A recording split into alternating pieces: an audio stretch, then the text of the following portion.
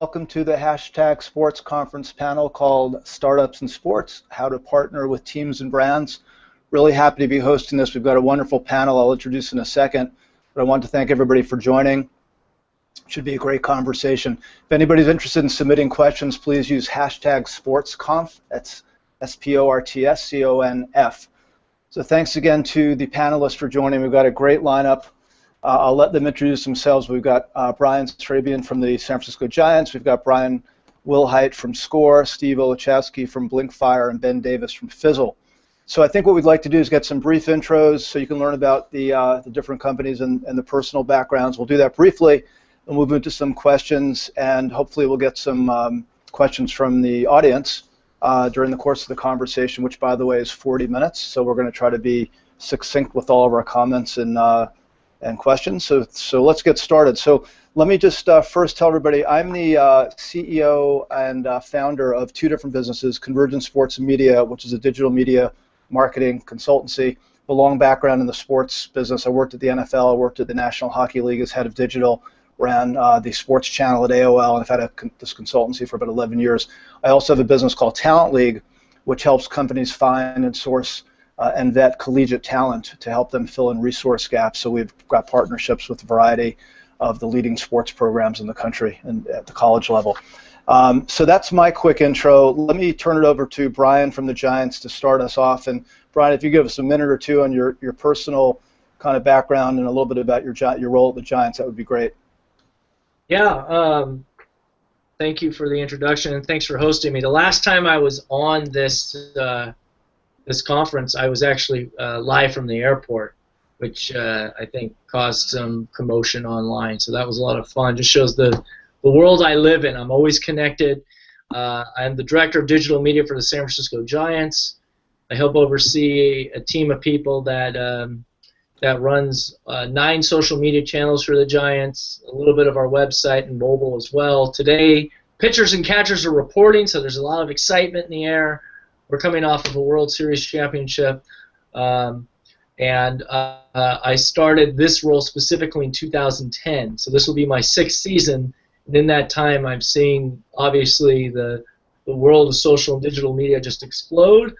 A lot of new companies, a lot of new third-party apps, a lot of really interesting ideas out there for us to look at and learn from, and it's been a really fun ride for me. And I always appreciate panels like this with smart people like yourselves in the audience.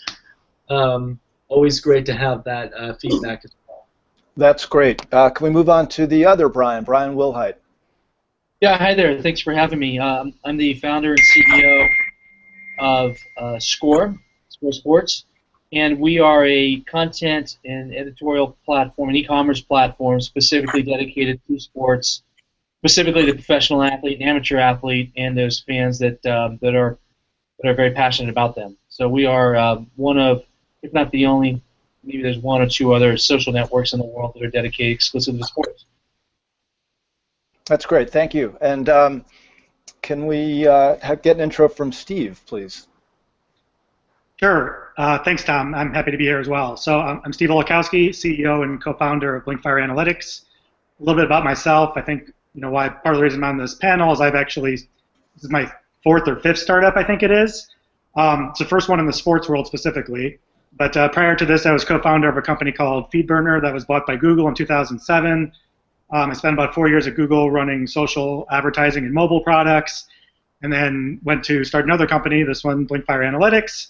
And what we do is we have a platform for sports teams, leagues, players, and brands that sponsor them to better monetize and value their digital content in real time.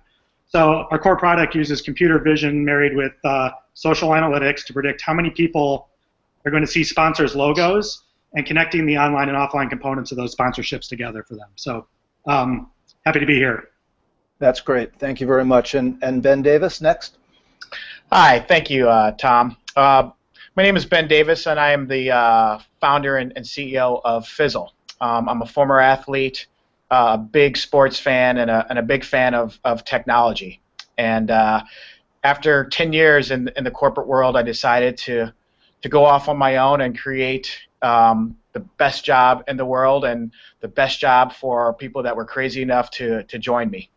And what we do at Phizzle is we have developed a fan engagement platform. As you can imagine, sports fans are incredibly passionate. They follow their favorite teams through many different channels. So we not only aggregate these huge sets of data into one central data warehouse, but we help our customers, mainly sports teams and leagues, help make sense of that data by converging, automating the convergence of fan profiles into one single 360-degree view. And then, of course, completing the circle to drive participation, drive fans to activate and redeem, and ultimately generate money for teams and their sponsors.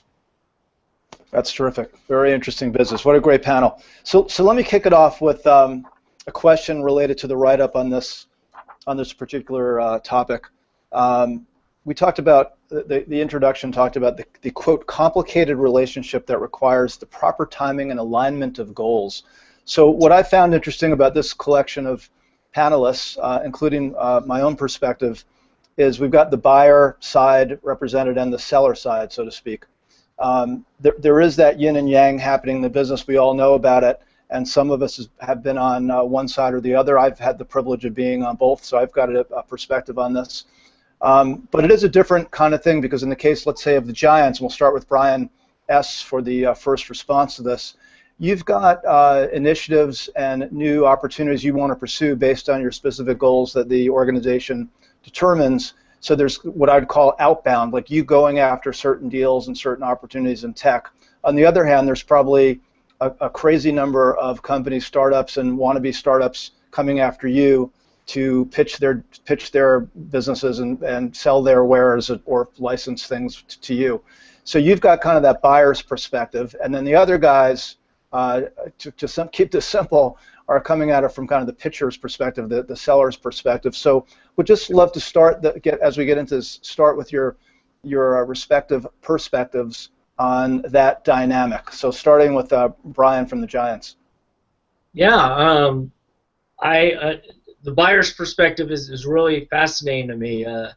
Never a day goes by without getting pitches, getting cold calls, getting emails from a lot of different companies. Some are aimed in sports and some are more digital based. I think we're in a really unique position being in San Francisco, so there's a lot of great startups in and around us. I think it's important. Some might say it's kind of an annoyance to deal with that, but I think it's definitely an education process for me and for us to learn what's out there, what technologies are out there. This space is still new, especially to sports. The partners we work with now are those that, some are sports centric, like Tagboard, that are really aimed to focus on the in-game curation of tweets and Instagram photos that we post on our scoreboard or at Cafe. Others are aimed more at things that we might not be thinking of right now. And my job really is to create this amazing fan experience using all of our social media. So by doing that, I'm building this huge community. Now, what do we do with that community? We're not quite sure. We don't necessarily have a plan. Is it a CRM plan? Is it to monetize? My job really is to keep them as engaged as possible, bring them as close to our players as our brand as possible. There's a lot of tools out there. We're still learning new ways to do that, ways to measure, ways to connect our fans. And I think understanding that and having a firm understanding of your brand is important. But what I like is talking to all the people like on this panel, learning what's out there. If it's a good fit, great. If not, it goes in the back of your mind on the back burner and something that you might pursue down the road. Yeah, that's great, and that's an interesting way of thinking of it, because there's a lot we can all learn from each other. I think that's something that we all have to remember. So in the case of the guys, the quote startup guys on the panel, so we've got Sqor, Blinkfire, and Phizzle represented, all really interesting, I think pretty fascinating technologies and products. So when you three think about how you want to get out into the marketplace in sports and beyond, how do you prioritize? How do you think about your approaches? Because obviously, just in the sports world alone, you've got tons and tons of potential partners in the leagues themselves, the teams, of course. You've got collegiate sports, you've got international sports. There's a lot of BD to be done, and I know, having been there, you got to really think about prioritization. So I'd love to get your perspectives on that, starting with Bryan Wilhite. Yeah, our focus domestically, we do have quite a bit of international stuff going on, but domestically, we're really focused on the individual athlete. In the United States, it's all about rights, and when it comes to the individual athlete in the United States, unlike in particular team sports, unlike some of the international athletes, they still control a lot of their rights. And so our focus is the individual athlete. We've got a couple thousand athletes, amateur and pro, that are using Sqor daily and interacting with it. We've got around 500 who are using it very frequently. And so for us, it's really about partnering with that individual athlete. We create economic opportunities for them that others haven't done. And we talk to the athletes about is making Sqor their profile of record. And that's what really seems to be taking hold there. And whether you're an amateur athlete that wants to be a pro or you're a pro now, what has been missing was this profile of record notion, and we're filling that gap. Internationally, we are in conversations with some of the biggest leagues and teams internationally around having Sqor become their profile of record, and with that, they do control a lot of the rights on those international athletes. And while the individual athlete does have some rights, the leagues share in that. So expanding internationally at the team sport level does require an individual athlete approach as well as a team or league approach. Right. So Steve, Bryan, a quick follow-up question. Do you ever go after players' associations or talent agencies or the agents themselves? In other words, do you try to find ways to do that player outreach and sign up more efficiently, let's say? Well, that's exactly how we do it. The players' unions are our friend, as well as the agencies that are out there. Right. Okay. The economic model that we've created makes it so that everybody wins. And so the more opportunities and the greater amount of money we can make the athlete, the ecosystem around the athlete benefits as well. Also, we've built digital tools that help that ecosystem around the athlete be smarter and more efficient and really deliver things that others haven't delivered to them before. So, right. Is that also true, by the way, with the national governing bodies? When you want to reach the members for, let's say, USA Track and Field or USA Swimming or things like that? That's an interesting one. No, at this point, the way we're approaching that is the individual athlete. Okay. During the competition period, particularly the Olympics, they have a blackout period, and they enforce it really aggressively on these athletes. We saw it in the last couple of Olympics, and when it comes to social media, they're really hammering them on it. So, they want to control everything, and understandably so. And so we haven't really entered into global conversation with those governing bodies. We're still focused on some of the sports. We have conversations going, but mostly around the athlete. Okay, so thank you. So Steve, with Blinkfire, obviously in this age of an insatiable desire to know more and to use more know more about and use more analytics, you must have ample opportunities to engage potential partners in the sports world. How are you dealing with that prioritization and targeting? Yeah, it's an interesting question because, I mean, as you said, there's a number of different entities that we sit in the middle of. So the teams and the leagues and the players and their agents, but then on the other side also the sponsors. And it's both. We actually co-founded the company with myself in the U.S. and my co-founder in Spain, and partially because 7 of the top 10 most followed athletes on Twitter at the time played in La Liga, and so the amount of sponsorship dollars flowing through some of the top teams and players actually were higher in Europe than they were in the U.S. They aren't still. So we kind of looked at it from all sides and decided it's really down to the most interesting person for us to engage with is the publisher for what we're doing, first of all. And so we considered that the first people we were going to really attack were the teams, because they're the ones who really publish the content and do a lot with it, as well as the leagues and the players. But we did that first, and we really kind of attacked that on both sides of the Atlantic simultaneously, and found that there were quite a lot of different ways to engage with all those entities. In Europe, I'll say it's more decentralized to the teams themselves, and in the U.S., a lot of it is very centralized, especially with Major League Baseball. I'd say, notwithstanding Bryan, who's kind of a rogue out there on the West Coast, but. So there's kind of been different ways of engaging, but we're starting with the publisher, and then more recently, in fact, as recently as today, we just launched a tool just for advertisers and the sponsor side of things. Great, thank you. And Ben, how about for Phizzle? I know you guys have been around for a while. You've got a lot of different kinds of deals. How do you approach it?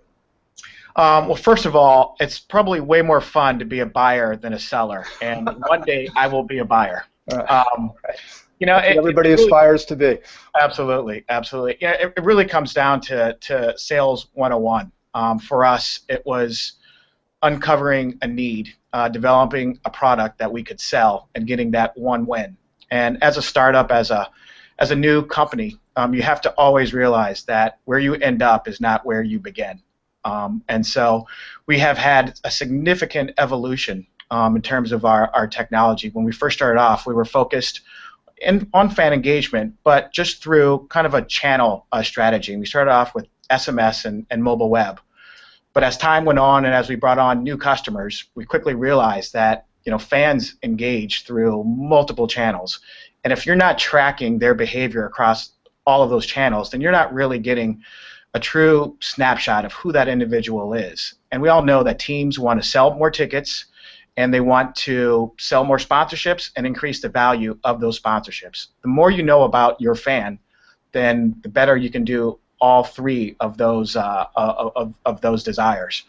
So, unfortunately, we had to go back to the drawing board and start literally from scratch a couple years ago because our legacy platforms did not have a data model that could support data from ticketing, from point of sale, from e-commerce, from email, and anywhere and everywhere that a fan would engage.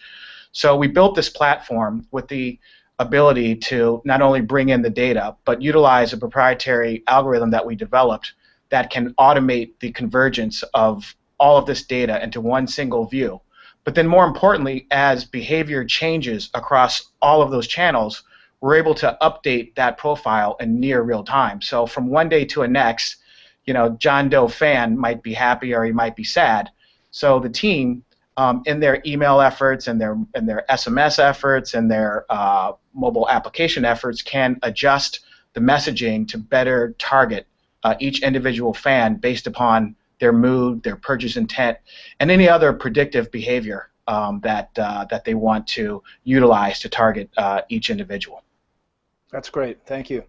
So how about, that's a good segue into the next question, which is just a couple of examples. I'd love each of you to talk briefly about a specific deal, or let's call it a case study, where it's been a successful relationship between the buyer and seller, between, let's say, a team like the Giants and a startup or a smaller company like the entrepreneurs in the group. We know there are good deals. We know there are bad deals. So at least for today, let's talk about some good ones. If each of you can give, to the extent you can, a specific example, I think it'd be interesting for everybody to hear that, and tell us why you think it went so well as a win-win. I'm sorry. We'll go back and start with Bryan again from the Giants. Yeah, sure. I'm actually going to take a step back and a deal I wasn't particularly involved with, but a good example of a startup company out of Austin, Texas, named QQ, that our ticketing department was looking at a way to capitalize on the demand of Giants tickets, especially around games that you couldn't predict. We have a number of starting pitchers. One in particular, Tim Lincecum, at the height of his popularity, was drawing huge crowds, both on the road and at home. And as we all know, at any given night something can happen, and just because it's a popular day or a popular opponent, the demand kind of dictates on the second-hand market. So with all that being said, QQ had developed a way that the Giants could use dynamic pricing. So every ticket, every day, kind of changes, much like you see in the hotel and airline industry, based on demand. And there are certain games where obviously the demand is extremely high, and the ticket pricing will reflect that. And then there's other days where we'll actually lower. We have a floor which gives fans an opportunity to see, particularly on weeknights against teams that aren't as popular, giving more fans the opportunity to come see games. So they did a pilot with the Giants in our ticketing department, Russ Stanley, and now that model is being used by many sports teams, and that company is also doing very well. I don't have all the particulars, but showing that, I think teams are more open to being pilots and starting small. But it all starts with innovation within companies that see opportunities, and there was an opportunity that our ticketing office saw in ways that they could monetize based on this, but at the same time make more opportunities to sell tickets and kind of match some of the challenges that we're having in sports in general in the secondhand market. StubHub, which is a partner of ours, but also taking advantage of some of those unique market dynamics. Right, so that's a good example of the aforementioned alignment of goals. You guys had an interest in actually doing better in that part of your business. This company had a solution that worked and was interested in deploying it. So it sounds like a good story. Just out of curiosity, before just quickly that and it's not just you set it and forget it. And this is where social media comes into play. We're often listening to what fans are talking about, popular events, pricing of tickets, understanding the buyer behavior, and using that intel as ways to help us really price our tickets accordingly. And it has helped us in many cases see that. So we have the technology now to price with data, and then we also use social media as a way to get that market sentiment in real time. Great. And just quick follow-up. Do you know if they sought out the Giants or the Giants find them? I think it was a mutual. These gentlemen come from Stanford University, which is just down the street. Mm-hmm. I think they approached us first, but it was our vice president of ticketing, Russ Stanley, who kind of so the light bulb went off and said, yeah, that's actually something that we could use. And his idea started way back in 2007, I believe, when Barry Bonds broke the MLB home run record on like a Tuesday night, where you couldn't buy a ticket anywhere. And he said, man, we make these prices back in September and October of the previous year, 6 months earlier. There's no way you can predict things like this. If only we had the ability to adjust our market pricing. So it was in the idea and the concept was in his head, but that company approached at the right time. And that's probably the biggest challenge is, from the buyer perspective, is that all the ideas and all the companies that come to us, they're really smart ideas. It's just finding that right fit and understanding it's easy to say no, we're good, we're covered, but you also know that could be an idea that really takes off. You don't want to be the guy that passes up on a great idea and a great company. So that really puts the onus on you to understand what are those opportunities, what are ways that we can innovate, how can I look at what they're presenting and make it work within our current environment and actually think ahead. Very challenging as a buyer. Right, but it's a good way of thinking of it. It's really just a microcosm of the old product market fit, right? And the market is what the Giants need right now. And if you've got the market fit for that, then you're in luck. So Bryan, for Sqor, I know you've got like lots of these athletes relationships, including Brett Favre. Is there a specific one that you can talk about that was a real win-win for both sides? Yeah, I think I'll throw actually two out there, and both of them happen to involve the San Francisco Giants, the innovators. I don't know if Bryan is aware of this, but we've done two deals involving athletes with the San Francisco Giants, one of which they participated in help. And this was back in the summer, I think, of 2011 or 2012, I can't recall. I started the company in early 2011. But it was Tim Lincecum. He was our first athlete, and Tim was about ready to celebrate his 1,000th strikeout. And so what we did is Tim was our first athlete we worked with, and it's coincidental in the timing of it. And so we approached the Giants and said, "Hey, we're doing some things digitally with Tim, and wanted to see if you had some ideas." And it turned out they were doing a big celebration around Tim's 1,000th strikeout. I think they printed 1.5 million or 2 million drink cups, these commemorative $9 sodas.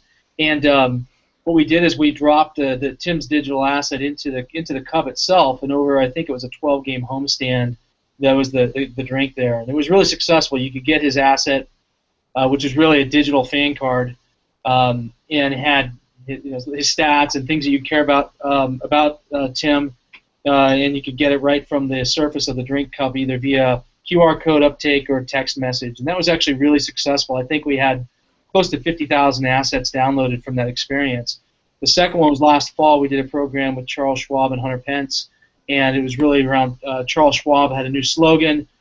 Charles Schwab is a big investor in the Giants, and so we brought Hunter to the table, and it was around Own Your Tomorrow, and it was a real successful digital program. I don't believe the Giants were really particularly involved in it, but it was Hunter, and the campaign was real successful. It was total engagement rate was over 7%, which is about 6 or 7 times normal or average, and it was a great win for both Hunter and the exposure for the Giants as well because of his association, and for us. And Charles Schwab was thrilled, and they've come back to us for more, and we've got a couple programs planned with them this year. So that's my story. That's great. Steve, how about with Blinkfire? Yeah, sure. Just to kind of get back to something Bryan said about startups, when it's about when the timing's right and being there in the back of their mind and so forth. This is a story around that. I can't actually disclose the team because it's not out there yet, but they were in a situation where they needed a new. I will say it's a European soccer football team, and they needed a new shirt sponsor for a certain reason. And we had been talking to them about something else for a while, but they knew we kind of had this core product that could use computer vision to kind of predict the number of eyeballs that might see a shirt sponsor in social media. And so when they were in this situation, because we had talked to them previously, it came up in their mind, and it was actually a pretty urgent situation where they needed to get something done immediately. And so the only metrics that they currently had were looking at old TV metrics that really had nothing to do with predicting how many people were going to see this shirt sponsor in social media. And because we had done that before, they called us up, and because that's what we do in real time, gets back to that product market fit thing. They had an urgent need. We were able to enlist us to basically press a button and give them the data they need, and we're able to go forward because we had been engaging them and working that relationship for so long. So that's kind of the success story of managing that relationship with these teams, and getting to what Bryan said, that it may not be that the timing is right exactly now, but in the future you want to be top of mind when that need arises. Right, and do that in a polite, respectful way. Yep. It's sometimes hard for some of the chasers. Ben, how about with you guys at Phizzle? Yeah, so one of the great things about the sports industry is that if you do a good job with one team, everyone hears about it. Yep. Everyone wants to know about it. Our first win came in 2008 with the Cleveland Cavs, and we ran a pretty basic campaign around the playoff run. And what the Cavs did is they set up what they call watch parties for fans that couldn't get tickets. And we built a mobile database of about 8,000 fans that were alerted via mobile on where these watch parties were taking place, and specific promotions. And one of the promotions that we ran was with Alltel Wireless before Verizon bought them. And the promotion was to walk into an Alltel retail store, show the message, and you would get, I think it was about $50 or $100 off of your first month's phone bill if you switched to Alltel. And within a week, we drove about 1,700 plus new subscribers, which resulted in over $1 million of new subscriber revenue. And very basic campaign, but a huge win. That win led to a much larger sponsorship deal between Verizon and the Cleveland Cavs. And for us, it led to Madison Square Garden calling us for an RFP a year and a half later, which we won, to where we are now, where we have completely expanded our platform. We have a great OEM relationship with SAP, which we'll be announcing next week. And we've already brought the Charlotte Hornets in under this new partnership as our first customer. And the Charlotte Hornets, many people know, are really the leaders in the NBA and potentially all of sports when it comes to the use of technology. We're very excited, and we are 100% certain that we're going to drive some great case studies with our new platform and used by the Charlotte Hornets, powered by Phizzle and SAP. That's great. I can't believe it's already 5:36, so we've got about 5 or 10 more minutes, and I haven't seen any questions come in yet, so I'll just repeat to everybody in the audience that if you'd like to submit a question, please do so immediately, #SportsConf. I guess we're not that exciting. Maybe we have to. Is anybody out there listening? But actually, I have more questions. So let me focus now for these last few minutes on two things, and we'll try to compress both categories. One is really just kind of on deal parameters. I'm sure for the startup guys out there and the small companies out there that are looking to do things in sports with teams and leagues.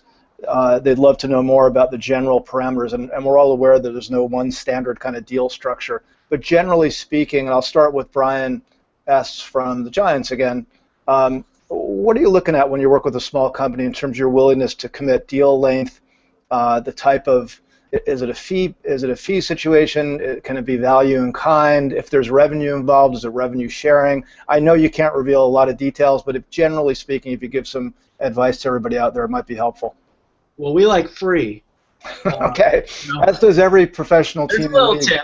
Right. I mean, look, no surprise to anyone on this panel, anyone watching, that sports teams don't have a huge budget, and we don't have a lot of exploratory budget either. So you got to be smart.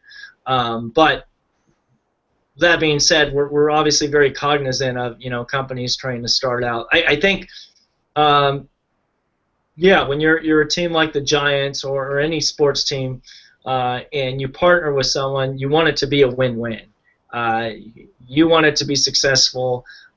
You're hoping that that the company can use you as a case study for a future, and you're setting the trend, and everyone's happy in the end. So obviously, in the beginning, you understand there's risk on both sides with time and energy and resources with it.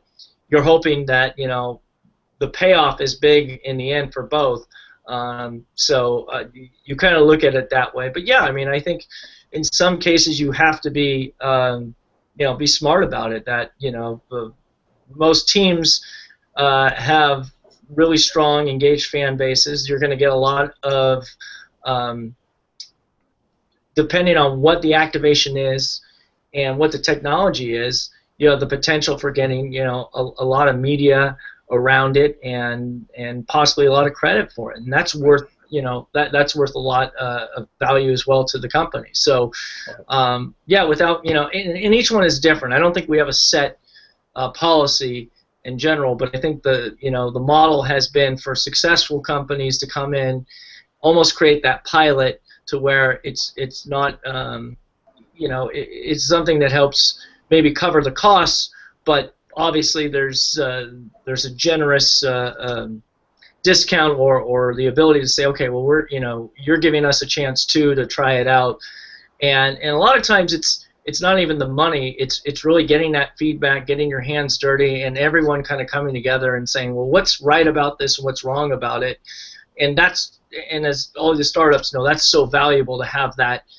data, that intel after you work it in the real world and to see it in practice. And I think that's what we have to offer. But we can't do that with every company. We can't, we really have the opportunity to work with maybe one or two different companies a year on bigger initiatives. And oftentimes, we look at what our peers have done as well, and there's a lot of references and word of mouth. And we might see that's something that another team is doing and say, hey, that's something we'd like to try maybe a little differently.